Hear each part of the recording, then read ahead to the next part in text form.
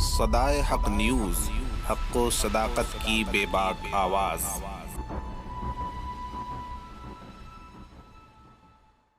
U P کا election قریب ہے۔ تمام سیاسی پارٹیاں ایڑی چوٹی کا زور لگا رہی ہیں۔ پورے ملک کی نگاہ یو پی کے الیکشن پر ہے۔ اخباروں کے ذریعے، نیوز کے ذریعے معلوم ہوا کہ اسد الدین اویسی صاحب بھی یو پی کا الیکشن لڑیں گے اور اپنی پارٹی مجلس اتحاد المسلمین کو یو پی کی سیاست میں اتاریں گے۔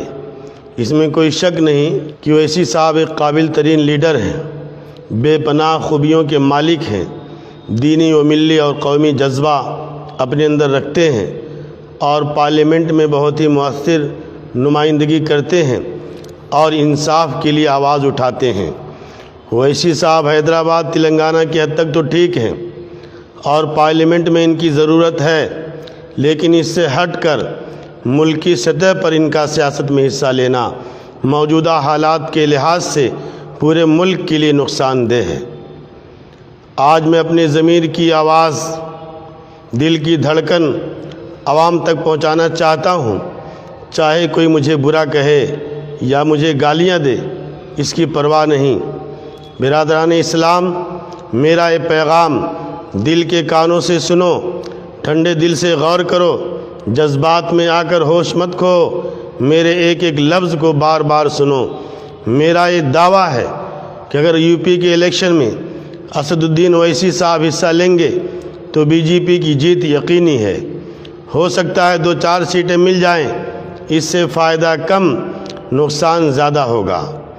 اویسی صاحب کا سیاسی چہرہ کٹر مسلم پنتھی کی حیثیت سے ہندوؤں میں جانا پہچانا جاتا ہے اور بی جے پی بھی یہی چاہ رہی ہے کہ اویسی صاحب یو پی میں ضرور حصہ لیں۔ جب اس معاملے میں اویسی صاحب کی مخالفت کی جاتی ہے، کوئی مشورہ دیا جاتا ہے، بہت سے مسلمان خصوصاً مسلم نوجوان بے قابو ہو جاتے ہیں، جوش میں آ جاتے ہیں کہ کب تک ہم غلامی کی زندگی بسر کرتے رہیں گے، کب تک دوسری پارٹیوں کے پیچھے چلیں گے، کیا ہماری اپنی نئی پارٹی نہیں ہونی چاہیے؟ اویسی صاحب ملک میں کیوں الیکشن نہیں لڑ سکتے؟ کب تک ڈرتے رہیں گے؟ اویسی صاحب ہی اس وقت ملک کے سب سے بڑے لیڈر ہیں، مسلمانوں کے مسیحا ہیں۔ ایسی جذباتی باتیں لوگ کرتے ہیں۔ یاد رکھیے، صرف جذباتی جوشیلی تقریروں سے مسائل حل نہیں ہوتے۔ اویسی صاحب پورے ملک میں جہاں گئے ہیں وہاں بی جے پی کو فائدہ ہوا ہے۔ اویسی صاحب اگر 2-4 سیٹوں پر لڑتے ہیں تب بھی اس کا اثر پورے اسٹیٹ پر پڑتا ہے۔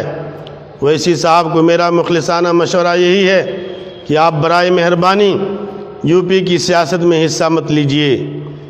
یو پی ایک حساس ریاست ہے جہاں مذہبیت کا غلبہ رہتا ہے، جہالت زیادہ ہے، مذہب کے نام پر ووٹ کی سیاست ہوتی ہے۔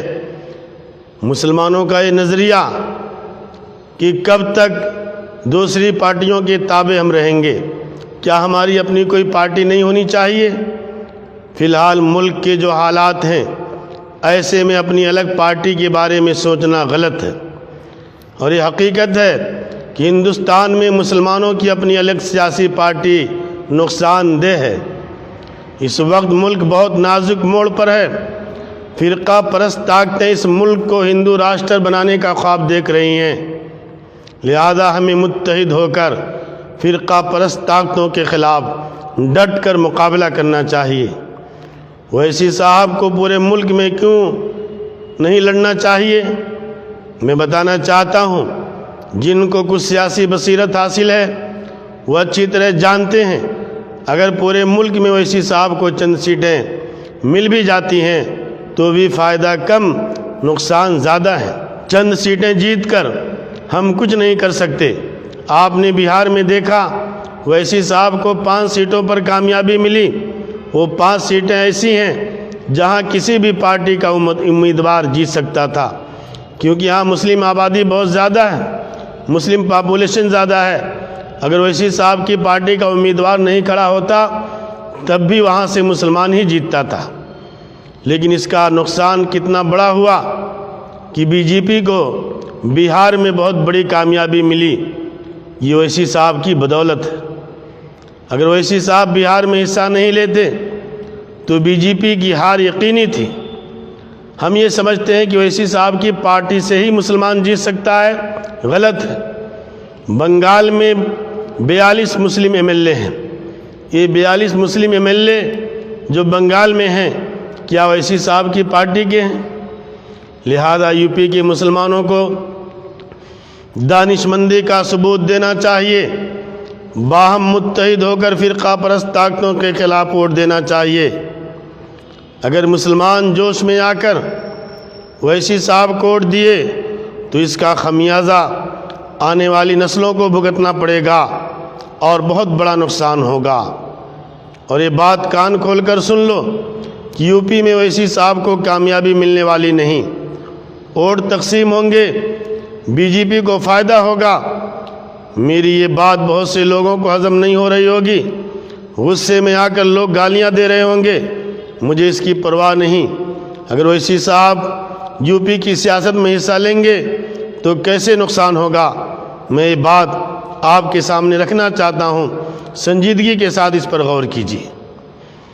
جب اویسی صاحب کے جلسے ہوں گے، مسلمانوں کی خوب بھیڑ جمع ہوگی، فلک شگاف نعرے لگیں گے، نعرے تکبیر کی صدائیں بلند ہوں گی، جلسے میں شیر آیا کا شور ہوگا، پورے مجمع میں مسلمان داڑھی ٹوپی کرتا پاجامہ کے ساتھ نظر آئیں گے، صرف مسلمانوں کی بھیڑ ہوگی اور اویسی صاحب کی جذباتی وہ جوشیلی تقریریں ہوں گی۔ اخباروں، social media, T V channel کے ذریعے یہ بھیڑ بھاڑ دکھائی جائے گی اور اویسی صاحب کی جذباتی اور جوشیلی تقریروں کی کلپ خوب وائرل کی جائے گی۔ اس سے بی جے پی کو خوب فائدہ ہوگا۔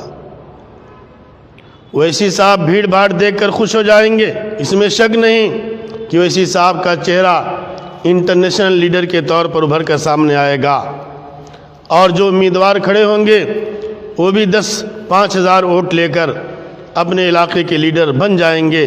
اس سے زیادہ کچھ ملنے والا نہیں۔ لہذا اویسی صاحب کا یو پی میں سیاسی داخلہ بالکل مناسب نہیں ہے۔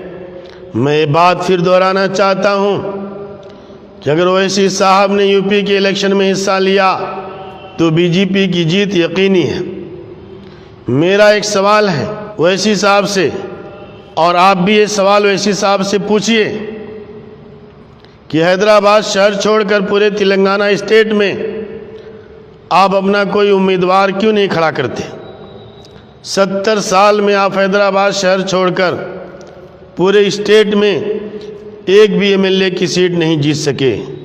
کیا تلنگانہ اسٹیٹ میں مسلم آبادی نہیں؟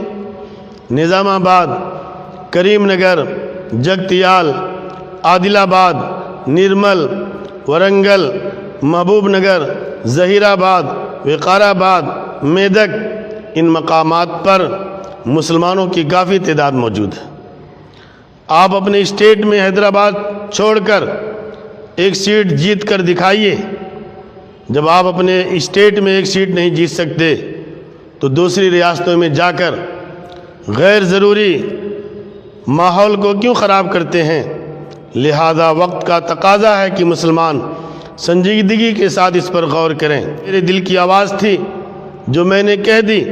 اگر آپ بھی میری ان باتوں سے اتفاق رکھتے ہیں تو آپ بھی حق کی آواز بلند کیجئے۔ میں ان اکابر علماء سے گزارش کرتا ہوں کہ آپ بھی آواز اٹھائیں جو ہمارے ملک کے بڑے علماء کرام ہیں، بڑی تنظیمیں ہیں، وہ بھی اس مسئلے کو سمجھیں، اس مسئلے پر غور کریں، اس لیے کہ یو پی کا الیکشن بہت ہی اہمیت کا حامل ہے۔ اس کا اثر ملک کی سیاست پر پڑتا ہے، خاص طور سے آنے والا جو لوک سبھا کا الیکشن 2024 کا ہے، یو پی کی سیاست کا اثر اس پر پڑے گا۔ لہذا ہم تمام لوگوں کی ذمہ داری بنتی ہے کہ بہت ہی سوجھ بوجھ سے کام لیں اور اتحاد اور اتفاق کے ساتھ ہم اپنے ووٹ کا صحیح استعمال کریں۔